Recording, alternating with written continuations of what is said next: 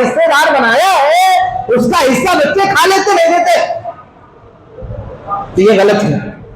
ایسے ہی اگر مرنے والے کی ماں یعنی بچوں کی دادی زندہ ہے، مرنے والے کی اماں یعنی بچوں کی ماں نہیں، بچوں کی دادی، بچے کے باپ کی اماں جو مر گیا اس کی ماں زندہ، 1/6 حصہ اس کا بھی ہے، اس کی بیوی سے بچوں کی ماں سے بڑا حصہ اس کی دادی کا ہے، بچوں کی ماں سے بڑا حصہ اس کی دادی کا ہے۔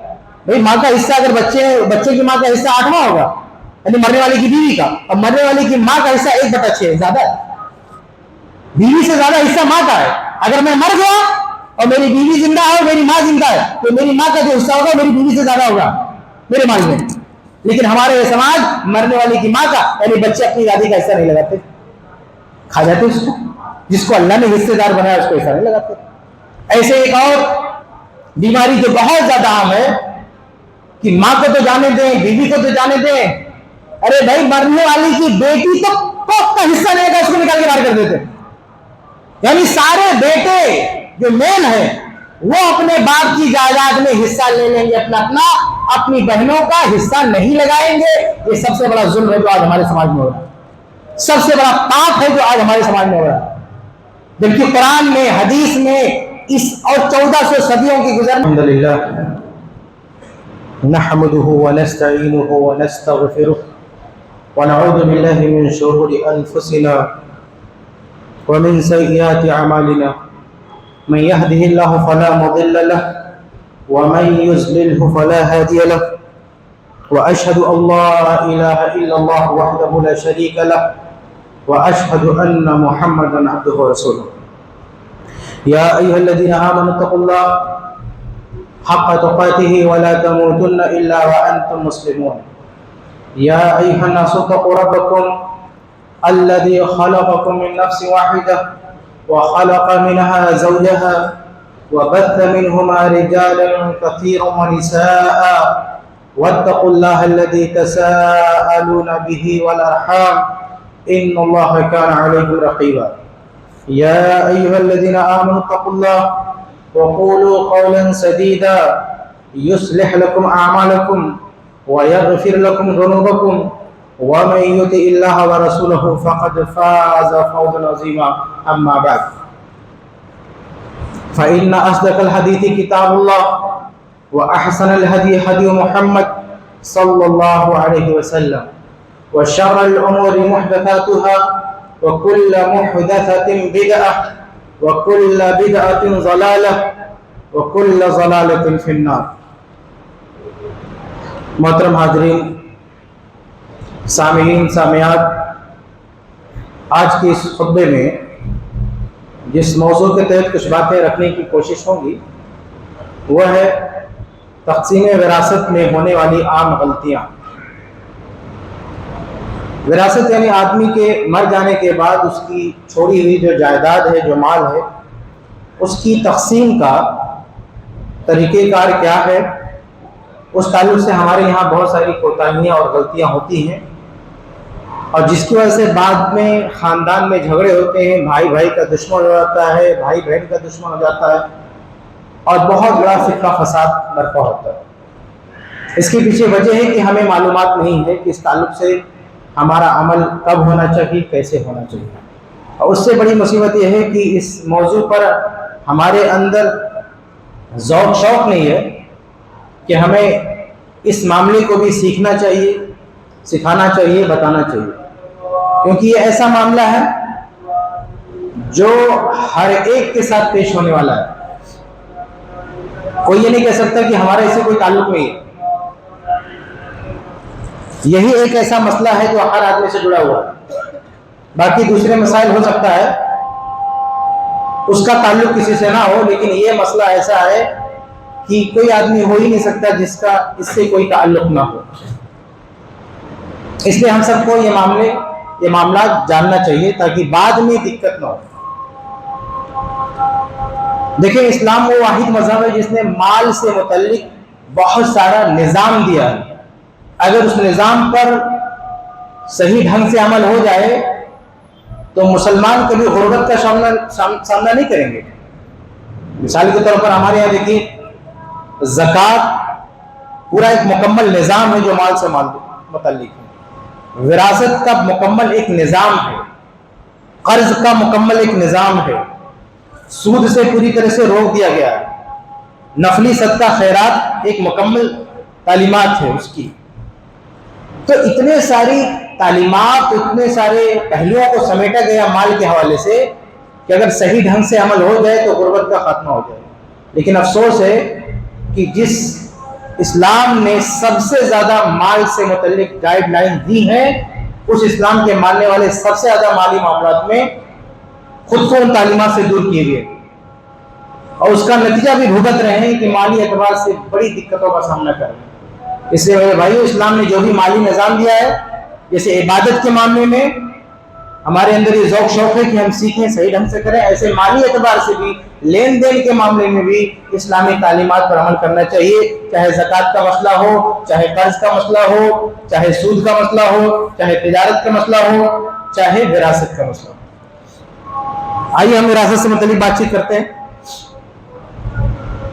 ہمارے یہاں جو وراثت سے متعلق غلطیاں ہوتی ہیں، اس میں سب سے پہلی غلطی تو یہ ہوتی ہے کہ بہت سارے لوگ اپنی زندگی ہی میں اپنا مال اپنی اولاد میں تقسیم کر دیتے ہیں. اسلام نے اس کی تعلیم نہیں دی ہے. اللہ کے نبی صلی اللہ علیہ وسلم کی پوری زندگی میں ایک بھی مثال نہیں ملتی ہے کہ کسی صحابی نے اپنی زندگی میں اپنا مال اپنے بچوں میں تقسیم کیا ہو. صحابہ کی زندگی میں بھی ایسی کوئی مثال نہیں ملتی. اس لیے جو اصل قانون ہے اسلام کا، قرآن کا، ہمیں اس پہ عمل کرنا چاہیے. کسی بھی شخص کو اپنی زندگی میں اپنا مال تقسیم نہیں کرنا چاہیے. مرنے کے بعد جو اسلام نے اصول دیا ہے، اس اصول کے مطابق وہ بٹے گا. بہت سارے لوگ سوچتے ہیں کہ اگر ہم یعنی تقوی کے جذبے سے، نیکی کے جذبے سے یہ کہتے ہیں کہ اگر ہم بغیر بانٹے مر گئے تو ہمارے بچے پتہ نہیں کیا کریں گے. تو ایسے شخص کو سوچنا چاہیے کہ اللہ تعالیٰ سے زیادہ ہوشیار ہے، اللہ تعالیٰ سے زیادہ چالاک ہے، ہوشیار ہے، عقل مند ہے. اللہ تعالیٰ سے زیادہ عقل مند ہے یہ. بھئی اللہ رب العالمین نے تو یہ تعلیم دیا نا کہ مرنے کے بعد اس کا مال ایسے بٹے گا. تو آپ اس اللہ کے قانون کو بدلنا چاہتے ہو؟ یعنی آپ کے حساب سے مرنے کے بعد بانٹنا یہ غلط ہے، زندگی میں بانٹنا یہ صحیح ہے. یعنی جو اللہ نے بتایا وہ غلط ہے، جو آپ بتا رہے ہو صحیح ہے. اللہ تعالیٰ کو نہیں معلوم تھا کہ آپ کے بعد آپ کے بچے کیا کریں گے؟ تو یہ ایک غلط سوچ ہے ہمارے یہاں. تو زندگی میں کسی کو اپنا مال نہیں بانٹنا چاہیے. اور اس کے پیچھے اصل میں غلط فہمی یہ ہے کہ لوگ یہ سمجھتے ہیں کہ آپ لوگ سمجھتے ہیں کہ ہمارے باپ کے مال میں ہمارا حصہ بن گیا، چاہے ہم زندہ ہو، چاہے ہمارا باپ زندہ ہو، چاہے مر گیا ہو. تو یہ بات بھی آپ سمجھ لیں کہ جب تک باپ زندہ ہے اس کے مال میں اس کے بچوں کا کوئی حق نہیں بنتا. بہت سارے بوڑھے باپ سے بچے جا کے کیا بولتے ہیں کہ ابا ہمارا حصہ دے دو. اور کسی بہت ساری فیملی میں جب جھگڑا ہوتا ہے تو باپ خود سے اس کا حصہ دے کے الگ کر دیتا ہے، لے اپنا حصہ اور الگ ہو. اصل میں اس فیملی میں باپ بیٹا دونوں اسلامی تعلیمات سے ناواقف ہیں. وہ جو ہندوؤں کا سسٹم ہے نا، اس کو اڈاپٹ کیے ہوئے. ہندو فیملی میں یہ ہوتا ہے کہ میں زندگی میں بانٹ دیا، اور زندگی میں بچہ کھڑا ہو کے کلیم کرتا ہے کہ ابا ہمارا حق دو. لیکن اسلامی نظام میں باپ کے جیتے جی اس کا بیٹا پراپرٹی میں اپنے حصہ کلیم نہیں کر سکتا. اس کا بنتا ہی نہیں، حصہ کہاں سے مانگی ہو؟ جب تک باپ زندہ ہے ساری جائیداد اس کی خود کی ہے. اس کے نہ بیٹے کی ہے نہ بیٹی کی ہے، کسی کی نہیں. صرف اس کی ہے، اس کی مرضی اس میں کیسا تصرف کرے. اس لیے کسی بھی بیٹے کو یہ نہیں بولنا چاہیے ابا ہمارا حصہ دے دو، کیونکہ جب تک ابا کی سانس چل رہی ہے بیٹے کا حصہ بنا ہی نہیں ہے. جب ابا کا انتقال ہوگا تب بنے گا، وہ بھی خود سے انتقال ہوگا تب. تمہارے مار دینے سے بھی حصہ نہیں بنے گا، کیونکہ اسلام کا ایک الگ رول ہے کہ اگر لیس للقاتل من المیراث شیء، امام دارقطنی کی روایت ہے کہ اگر کسی نے موارث کو قتل کر دیا تو اس کو حصہ نہیں ملے گا. اپنی موت آپ مرے گا، کسی بھی حادثے سے مر جائے، ایک بیماری سے مر جائے، کسی بھی طرح مر جائے، اس کو حصہ ملے گا. اگر خود مار دیا باپ کو تو حصہ نہیں ملے گا، نہ زندگی میں ملے گا نہ اس کو مار دینے سے ملے گا. جب وقت آئے گا اس کی موت ہو جائے گی کسی بھی وجہ سے، بچوں کا ہاتھ نہیں رہے گا اس کی موت میں، تب اس کے مرنے کے بعد بچوں کو ملے گا. تو یہ پہلی غلط فہمی دور کر لیں کہ باپ کے جیتے جی اس کے مال میں اس کے بچوں کا کوئی حق نہیں بنتا ہے۔ اچھا، یہ البتہ باپ کی یہ مرضی ہے، اگر وہ چاہے تو اپنی زندگی میں اپنے بچوں کو دے سکتا ہے، لیکن جب وہ دے گا تو اس کا نام وراثت نہیں، اس کا نام گفٹ ہوگا۔ اگر باپ اپنی زندگی میں اپنے بچوں کو کچھ دیتا ہے تو وراثت نہیں ہے، وہ گفٹ ہے، تحفہ ہے، اس کو وراثت نہیں کہتے ہیں۔ اور نہ وراثت کا رول وہاں پہ اپلائی ہوتا ہے۔ وراثت میں کیا ہوتا ہے، اگر وراثت بڑھتی ہے تو باپ کے مرنے کے بعد اگر بیٹا بھی ہے اور بیٹی بھی ہے تو بیٹی کو جو ملتا ہے اس کا ڈبل بیٹے کو ملتا ہے۔ لیکن جب باپ اپنی زندگی میں بانٹے تو وہ وراثت نہیں، وہ ہدیہ ہے، اور ہدیے کا رول یہ کہ برابر دینا پڑے گا۔ وراثت میں بیٹا بیٹی میں 1/2 کا حصہ ہو جاتا ہے، لیکن ہدیے میں بالکل اکول، مساوات، برابر، تساوی ہونا ضروری ہے۔ یعنی اگر کسی ایک باپ نے اپنے جیتے دی اپنے بیٹے کو 10 لاکھ کا فلیٹ دیا تو اس پر یہ فرض ہے کہ اپنی بیٹی کو بھی 10 لاکھ کا فلیٹ دے۔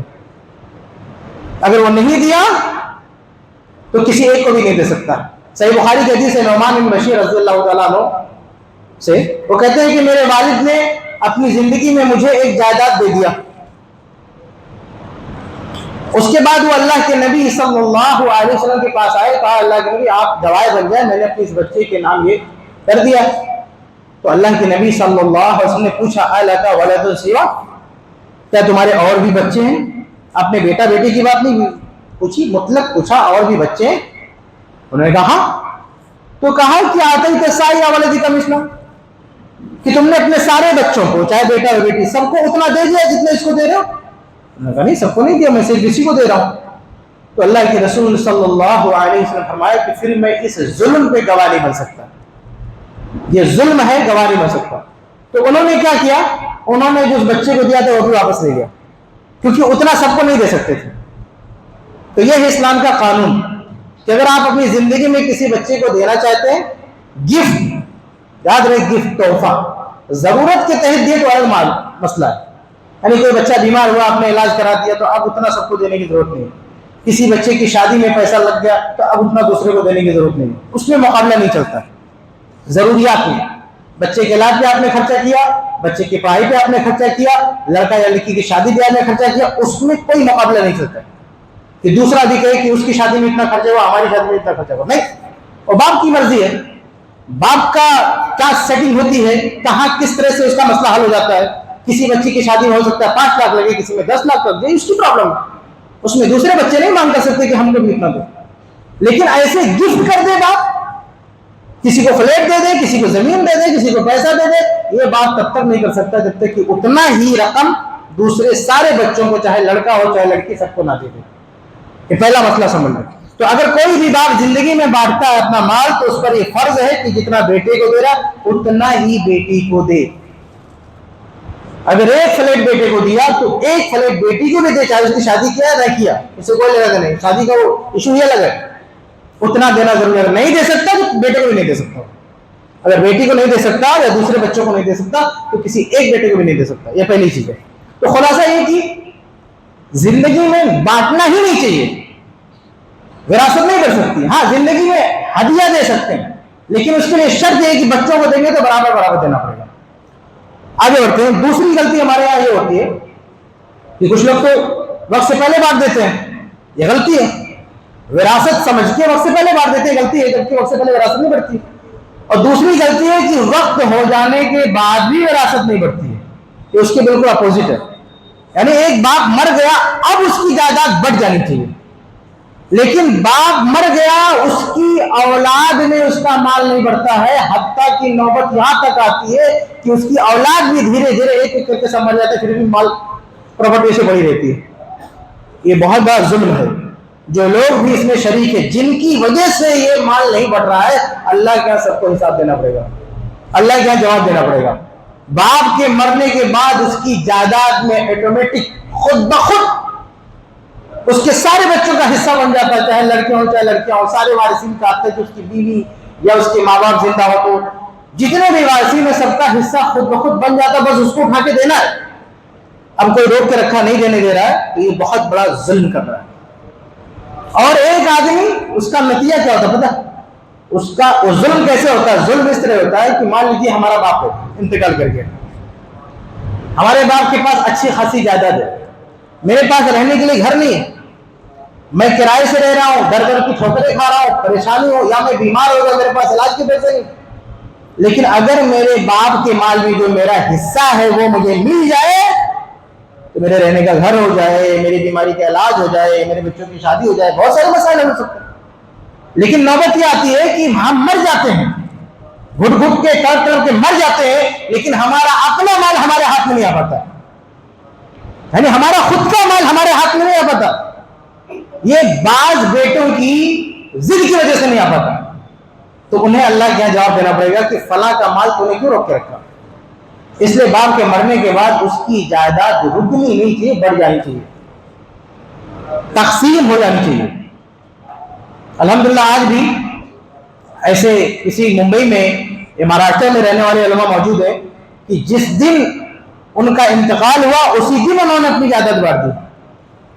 دکتر عبید الرحمان حافظ اللہ جو تلولی میں ہوتے ہیں، جہاں ان کا ادارہ ہے، ان کے والد صاحب کا جس دن انتقال ہوا نا، جس دن دفن کر کے اسی دن بچوں سب کو بٹھا کے جائیداد بانٹ دی۔ یہ اسلام کا طریقہ ہے۔ ارے بہت ہوگا، چلو ایک دو دن لیٹ کر دیے، لیکن یہ کہ سالوں سال کئی کچھ تک جائیداد پڑی رہتی ہے، بہت بڑا پاپ ہے، بہت بڑا پاپ، جس کا جو حق ہے مل جانا چاہیے، بلاک نہیں کرنا چاہیے پراپرٹی۔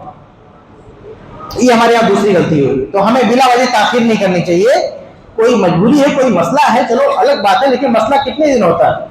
10 دن، 15 دن، مہینہ، 2 مہینہ، سال مان لو، لیکن پوری پوری پشت تک پڑی رہے جائیداد، یہ غلط بات ہے، بڑھ جانا چاہیے۔ اس کے بہت سارے نقصانات ہیں۔ ایک میں نے آپ کو بتایا نا کہ وہ بچے کو اس کا حق نہیں مل پاتا ہے۔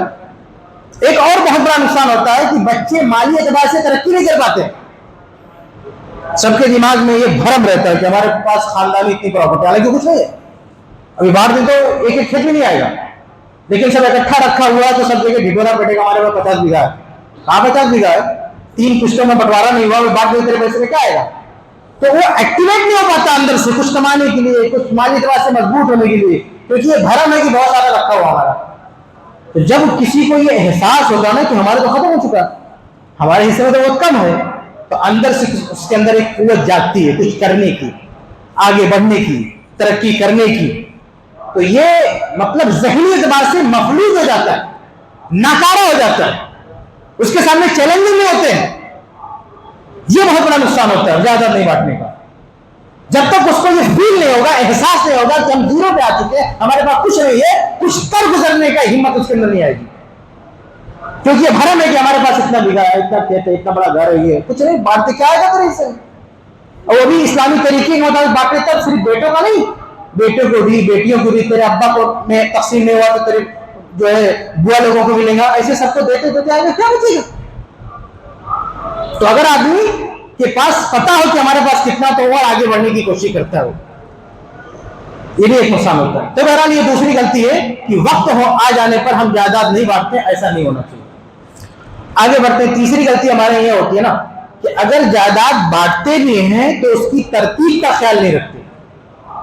میت نے جو جائیداد چھوڑی ہے نا، اس جائیداد میں صرف اس کی اولاد کا حق نہیں ہے، یا دوسرے الفاظ میں کہہ لیں کہ صرف اس کے وارثین کا حق نہیں ہے، اور بھی کئی لوگوں کا اس میں حق ہے، لیکن ہمیں کچھ نہیں پتا۔ ہم اگر گرتے پڑتے بانٹنے پر آئیں گے بھی تو ڈائریکٹ وارثین قبضہ جما کے بیٹھ جائیں گے، انہیں یہ خیال تک نہیں آتا کہ ان کے علاوہ بھی کسی کا حق ہو سکتا ہے جو فیملی میں نہیں ہے، فیملی سے باہر ہے، اور اس پراپرٹی میں ان کا حق ہو سکتا ہے۔ تو ترتیب کیا ہے؟ بانٹنے کی ترتیب یہ کہ سب سے پہلے جائیداد میں جو حصہ نکالا جاتا ہے وہ مرنے والے کی کفن دفن کا خرچ نکالا جاتا ہے۔ جیسے کسی کا باپ مر گیا تو اس کے باپ کو کفنانے میں، دفنانے میں، قبرستان میں، ایمبولینس میں، یا اس کے اگر پوسٹ مارٹم ہوا، یہ سب ملا جلا کے کچھ خرچے آتے ہیں، 10,000، 15,000، 20,000، شہروں میں اتنا آ جاتا ہے اگر وہ اسپتال گیا ہے تو یہ سارا خرچہ سب سے پہلے کہاں سے ادا ہونا چاہیے؟ مرنے والے کے اپنے مال سے ادا ہونا چاہیے۔ یہ پورا خرچہ، یہ پہلا حق ہے۔ جائیداد کا پہلا حق کیا ہے؟ صاحب جائیداد جو چھوڑ کے گیا اس کا ہے، یعنی اس دنیا سے جاتے ہوئے انتقال کے بعد جو خرچ آیا ہے وہ خرچ کہاں سے ادا ہوگا؟ اس کے اپنے مال سے ادا ہوگا، نہ کہ کوئی اور آ کے ادا کرے گا اس کو۔ ہم لوگ اس کو نیکی سمجھتے ہیں کہ ایک آدمی مر گیا، اس کے کفن کا انتظام ہم کریں گے، 10 لوگ کھڑے ہو جائیں گے انتظام کرنے کے لیے۔ آپ کو سمجھنا چاہیے کہ کہاں کسی کی ہیلپ کرنا چاہیے، کہاں کسی کی ہیلپ کرنا اس کے ساتھ بھلائی ہے، اور کہاں کسی کی ہیلپ کرنا اس کے لیے خسارہ ہے۔ صحیح بخاری کی حدیث آپ سب کو معلوم ہوگی، مصعب بن عمیر رضی اللہ عنہ بہت بڑے صحابی ہیں، انتقال کر گئے، ان کے پاس کفن کے لیے کپڑے نہیں تھے، ان کا وہ خود کا کپڑا تھا نا، سر ڈھکتے تھے تو پاؤں کھل جاتا تھا، پاؤں ڈھکتے تھے تو سر کھل جاتا تھا۔ تو صحابہ نے کہا، اللہ کے نبی صلی اللہ علیہ وسلم نے کہا کہ ان کا سر ڈھک دو اور پاؤں کی جگہ پہ اس کی گھاس ڈال دو۔ چنانچہ گھاس سے پاؤں کور کر کے قبرستان میں دفن کر دیا گیا۔ ذرا ایک پل کے لیے سوچئے کہ اتنے صحابہ کرام میں سے کسی کو توفیق نہیں ہوئی کہ ایک نیا کفن خرید کے ان کو دے دیتا، جبکہ ایک ایک سے صحابہ بڑے بڑے مالدار صحابہ موجود تھے۔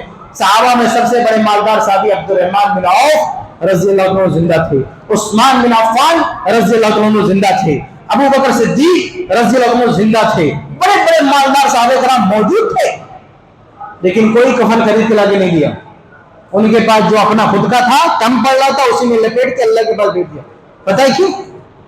کیونکہ یہ صحابہ ان کو ذلیل نہیں کرنا چاہتے تھے، ان کو خیرات کے کفن میں لپیٹ کے اللہ کے پاس نہیں بھیجنا چاہتے تھے۔ وہ اللہ کے بندے ایسے تھے جنہوں نے زندگی میں کسی کا کھایا نہیں، کسی کی خیرات نہیں کھائی، تو مرتے ٹائم ان کو خیرات کیوں نہیں دیا؟ تو مردے کی تکریم، میت کی تکریم یہ ہے، اس کی عزت یہ ہے کہ اسے اپنے مال میں اللہ کے پاس جانے دو، اپنے پیسے کی کفن میں اللہ کے پاس جانے دو، خیرات کے کپڑے میں لپیٹ کے اللہ کے پاس بھیج دیں، اس کی توہین ہے۔ اللہ نے اسے کروڑوں دیا ہے، تم آئے خیرات کا کفن پہنا نہیں دیں۔ تو ہمارے پاس اتنا بھی سوچ نہیں کہ ہم کیا اچھا کریں کیا برا کریں، یہ اس کے ساتھ اچھا نہیں ہو رہا ہے۔ اس دنیا میں کتنے غریب ہیں، جاؤ پہناؤ نا کپڑا، ان کو کھانا کھلاؤ، کپڑا پہناؤ، گھر دو، سب دو، لیکن ایک کروڑ پتی آدمی مر رہا ہے، اس کو کفن کیوں نہیں ہوگا؟ ہے نا اس کے پاس پیسہ، وہ غریب تو نہیں ہے، وہ فقیر تو نہیں ہے، زندگی میں سب کو کھلایا اور آج اللہ کے پاس جانے کا وقت ہے تو تم اس کو پہنا رہے ہو کپڑے، غلط بات۔ تو جو آدمی پراپرٹی چھوڑ کے جا رہا ہے، سب سے پہلا حق اس کا خود کا ہوتا ہے، اس کا جو آخری خرچ ہے کفن دفن کا، اس کے اپنے مال سے ادا کیا جائے، عزت کے ساتھ اللہ کے پاس جائے۔ دوسری ترتیب کیا ہے؟ دوسرا خرچ آتا ہے قرض کا، کہ اگر وہ کسی کا پیسہ باقی ہے اس کو پہلے ادا کیا جائے۔ ابھی فیملی والوں کا نمبر نہیں آئے گا، وارثین کا نمبر نہیں آئے گا۔ دوسرا حق بنتا ہے جو فیملی سے باہر کے لوگ ہیں، فیملی کے اندر ہی ہو، اگر انہوں نے قرض لے کے رکھا ہے تو سب سے پہلے وہ حساب کتاب برابر ہونا چاہیے، اس کے بغیر بٹ نہیں سکتا اس کا مال، آپ نہیں بانٹ سکتے۔ آج کتنے سارے لوگ ہیں قبرستان میں تو کہہ دیں گے کہ ہمارے ابا کا انتقال ہوا، اگر کسی کے باقی ہو تو آ کے لے لینا، لیکن بعد میں کوئی آتا نہیں لیتے اس کو، بانٹ کے اپنا رکھ لیتے۔ ارے بھائی جب تک قرضہ نہیں ادا کرو گے وارثین کا حصہ بنے گا نہیں، تمہارا لینا جائز ہی نہیں۔ اگر ابا کا قرضہ اتارے بغیر ان کے بچے ان کی جائیداد کو ہاتھ نہیں لگا سکتے، ان کے لیے حرام ہے کہ اپنے باپ کی جائیداد پہ ہاتھ رکھ دیں جب تک اپنے باپ کا قرضہ نہیں اتارا۔ تو یہ دوسری ترتیب ہے، یعنی وہ جو ترکہ ہے، جو مال ہے، دوسرے نمبر پر جو جن کا مرنے والوں نے قرضہ لیا ہے اس کو ریٹرن کرو، پھر جو ریمیننگ ہے جو بچا ہوا ہے اس پہ اس کی باری آئی ہے۔ تو دوسرا حق کیا ہے؟ قرضہ ادا کرنا ہے۔ قرآن میں اللہ تعالیٰ نے سورہ نساء سورہ 4 آیت 11-12 میں کہا نا کہ جو من بعد وصیت یوصی بہا اوصیۃ، کئی جگہ اس طرح کی آیت ہے کہ وصیت اور قرضہ ادا کرنے کے بعد وارثین کو ملنا ہے۔ تو یہ دوسرا نمبر کا خرچہ ہے۔ تیسرے نمبر میں کیا چیز ہے؟ ابھی تیسرے نمبر میں بھی فیملی کا نمبر نہیں آیا، وارثین کا بچوں کا نمبر نہیں آیا۔ تیسرا نمبر ہے وصیت کو پورا کرنا، یعنی مرنے والے نے اگر اپنی زندگی میں کوئی وصیت بنائی ہے کہ بھائی ہمارے مال سے اتنا پیسہ مسجد کو دے دینا، یا مدرسے کو دے دینا، یا کسی غریب کو دے دینا، یا کسی فیملی کو دے دینا، ایسی کوئی وصیت لکھ کے گیا ہے یا کسی کو کہہ کے گیا ہے، بول کے گیا ہے، اس کے گواہ موجود ہے، ثبوت موجود ہے، تو تیسرے نمبر پہ اس پہ عمل ہونا چاہیے، وصیت پہ عمل ہونا چاہیے۔ اب اگر یہ تین خرچے مائنس ہو گئے، کفن دفن کا خرچہ نکال لیا، قرض ادا کر دیا اور وصیت پہ عمل ہو گیا تو اب چوتھے نمبر پر وارثین کی باری ہے کہ یہ سب کرنے کے بعد جو ریمیننگ پراپرٹی ہے، جو بچا کچا ہے، یہ اب بانٹو اس کے بچوں میں، اس کی بیوی ہے تو اس کو، اس کے ماں باپ ہے تو اس میں، بہرحال جتنے لوگ بھی ہیں۔ تو یہ ہمارے یہاں تیسری غلطی ہوتی ہے کہ اگر بانٹتے ہوئے تو ترتیب کا خیال نہیں رکھتے، بانٹتے وقت ترتیب کا خیال رکھنا ہے، کفن دفن کا خرچہ پہلے مائنس کرنا، کسی اور نے لگا بھی لیا تو جا کے اس کو ریٹرن کرو، اور دوسرا اگر قرض ہے تو اس کو پہلے نپٹاؤ، اور تیسرا وصیت ہے پہلے اسے کمپلیٹ کرو۔ چوتھے نمبر پر وارثین کی باری ہے۔ البتہ اگر قرض نہیں ہے، وصیت نہیں ہے، تو پھر کفن دفن کا خرچہ نکالنے کے بعد ڈائریکٹ وارثین میں تقسیم کی باری آ سکتی ہے۔ آگے بڑھتے ہیں۔ چوتھی غلطی ہے کہ جب وارثین میں بانٹنے کی نوبت آتی نا، تو مال کون سا بانٹا جائے اس کو بھی لے کے کنفیوژن ہے۔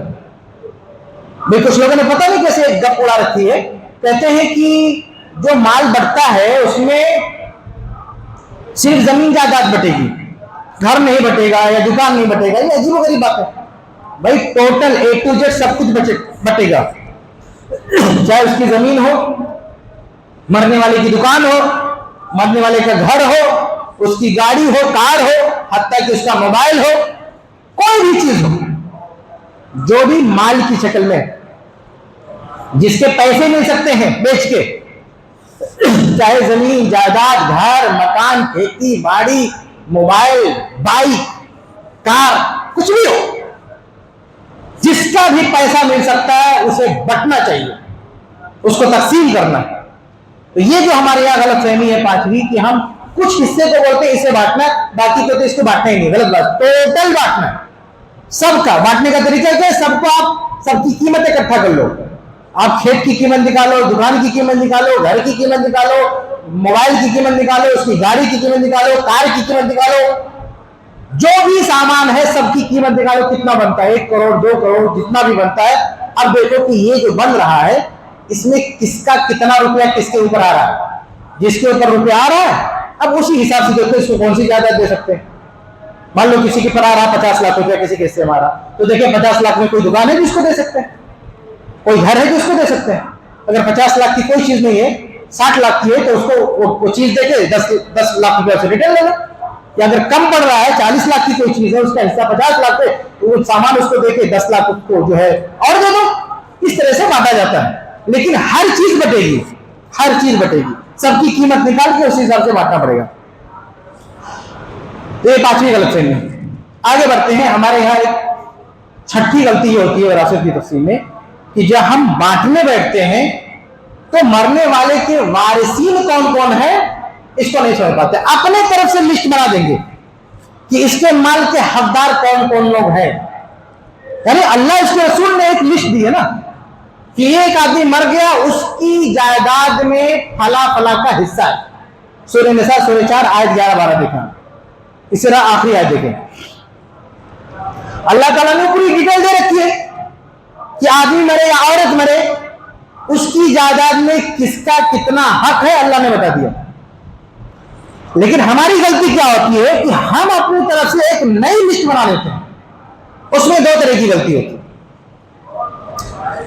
ایک یہ کہ جو وارثین میں اللہ کے قانون کے مطابق نہیں آتے ان کو دے دیتے ہیں، اور دوسری غلطی جو آتے ہیں ان کو نہیں دیتے ہیں۔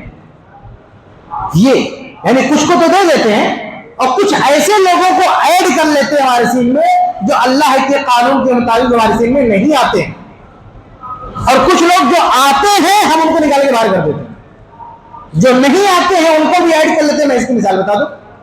اس کی ایک مثال یہ ہے کہ ایک عورت جس کی کہیں شادی ہوئی تھی، وہاں طلاق ہو گیا یا شوہر مر گیا یا اس نے خلا لے لیا، اور وہاں اس کو ایک بچہ ہوا، لڑکا ہوا۔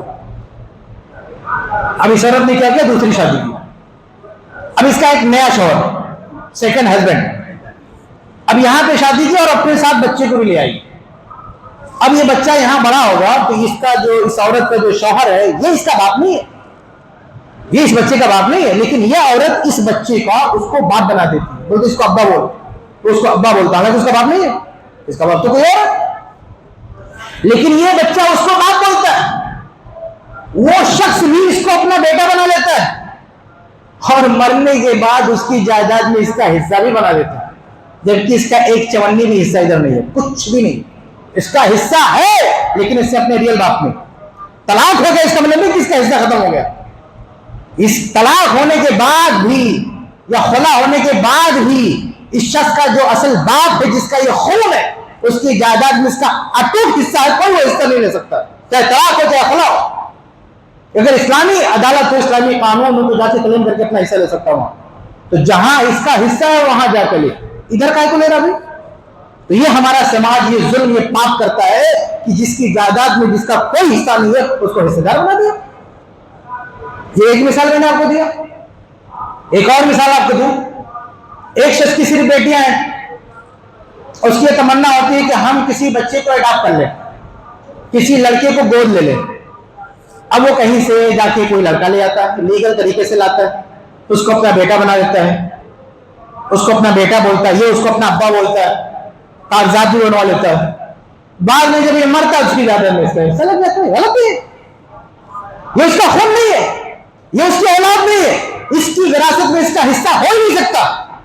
آپ کو کسی بچے کو پالنا اسلام سے منع نہیں کرتا، آپ کو کسی کی پرورش کرنا اسلام سے منع نہیں کرتا، آپ کسی بچے کی پرورش کیجیے، پڑھائیے لکھائیے، زندگی میں کچھ دینا دے دیجیے، کوئی مسئلہ نہیں، لیکن وراثت کے مال میں وہ آپ کا خون نہیں، آپ کا وارث نہیں ہو سکتا۔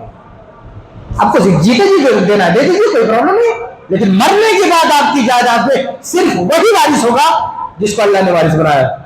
انسان زبردستی کسی کو وارث نہیں بنا سکتا، تو یہ غلطی ہوتی ہے۔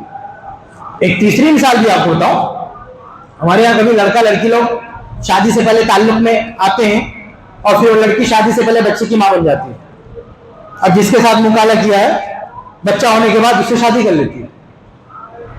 ابھی شادی سے پہلے پریگننٹ ہے عورت، شادی کر لیا، شادی کے بعد یہ بچہ پیدا ہوا، جو شادی سے نکاح سے پہلے پیٹ میں پلا ہے، ابھی نکاح کے بعد یہ پیدا ہوا، تو یہ اسلامی شریعت کے مطابق یہ اس کا بیٹا نہیں قرار پائے گا، حالانکہ اس کا خون ہے لیکن بیٹا نہیں مانا جائے گا، اور جب بیٹا نہیں مانا جائے گا تو اس کی جائیداد میں اس کا حصہ بھی نہیں۔ لیکن ہمارے یہاں جتنے بھی گنہگار اس طرح کی شادیاں کرتے ہیں، وہ ناجائز بچہ اپنے ماں کے شوہر کے جائیداد میں حصہ لیتا ہے، جبکہ اسلامی طریقے کے مطابق اس کا باپ نہیں بنتا، اور باپ نہیں بنتا تو حصہ بھی نہیں بنتا ہے۔ تو یہ میں نے 3 مثالیں دی آپ کے سامنے کہ ہمارا سماج ایسے ایسے وارثین کو لا کے ایڈ کر دیتا ہے جو قرآن کے مطابق وارث میں حصے دار نہیں ہے۔ یہ ایک رخ ہے، سکے کا دوسرا رخ یہ ہے کہ جن کو قرآن و حدیث نے رکھا ہے وارث، ان کو نکال کے باہر کر دیتے ہیں۔ مثال کے طور پر ایک آدمی ہے، وہ مر گیا، اس کے مرنے کے بعد اگر اس کی بیوی زندہ ہے، یعنی اس کے بچوں کی ماں زندہ ہے، اس کا حصہ بنتا ہے 1/8، لیکن بچے اس کا حصہ نہیں لگاتے، یعنی اپنی ماں کا حصہ نہیں لگاتے۔ باپ کے مرنے کے بعد وہ ساری جائیداد بانٹ لیں گے۔ اگر ایک آدمی مر گیا اور 80 لاکھ چھوڑ کے مرا، 80 لاکھ، تو 10 لاکھ اس کی بیوی کہنے بچوں کی ماں کا، یہ بچے نہیں دیتے اپنی ماں کا حصہ۔ جس کو اللہ اس کے رسول نے حصے دار بنایا ہے، اس کا حصہ بچے کھا لیتے نہیں دیتے، تو یہ غلط ہے۔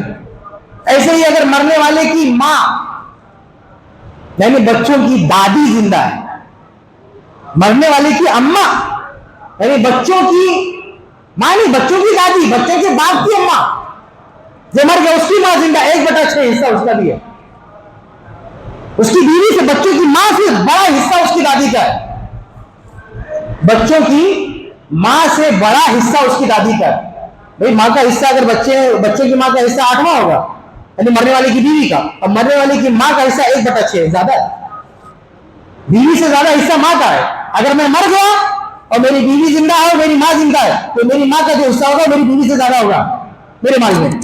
لیکن ہمارے یہ سماج مرنے والے کی ماں کا یعنی بچے اپنی دادی کا حصہ نہیں لگاتے، کھا جاتے اس کو، جس کو اللہ نے حصے دار بنایا اس کو حصہ نہیں لگاتے۔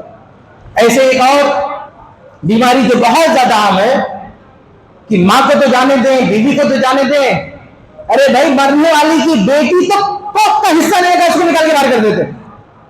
یعنی سارے بیٹے جو مین ہیں وہ اپنے باپ کی جائیداد میں حصہ لے لیں گے اپنا، اپنی بہنوں کا حصہ نہیں لگائیں گے۔